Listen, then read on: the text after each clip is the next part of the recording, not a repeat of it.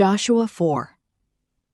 When the whole nation had finished crossing the Jordan, the Lord said to Joshua, "Choose 12 men from among the people, one from each tribe, and tell them to take up 12 stones from the middle of the Jordan, from right where the priests are standing, and carry them over with you, and put them down at the place where you stay tonight."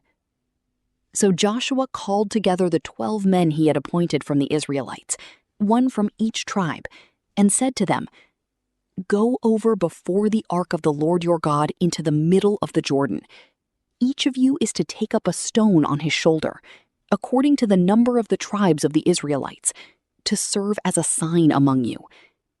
In the future, when your children ask you, 'What do these stones mean?' tell them that the flow of the Jordan was cut off before the ark of the covenant of the Lord. When it crossed the Jordan, the waters of the Jordan were cut off. These stones are to be a memorial to the people of Israel forever." So the Israelites did as Joshua commanded them.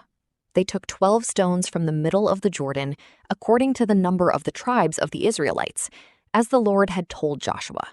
And they carried them over with them to their camp, where they put them down. Joshua set up the 12 stones that had been in the middle of the Jordan at the spot where the priests who carried the Ark of the Covenant had stood, and they are there to this day. Now, the priests who carried the ark remained standing in the middle of the Jordan until everything the Lord had commanded Joshua was done by the people, just as Moses had directed Joshua.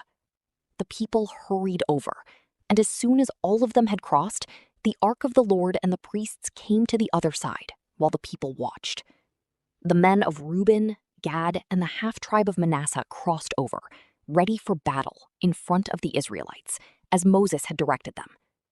About 40,000 armed for battle crossed over before the Lord to the plains of Jericho for war.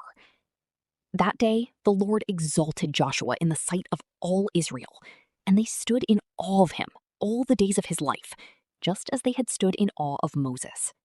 Then the Lord said to Joshua, "Command the priests carrying the Ark of the Covenant law to come up out of the Jordan." So Joshua commanded the priests, "Come up out of the Jordan."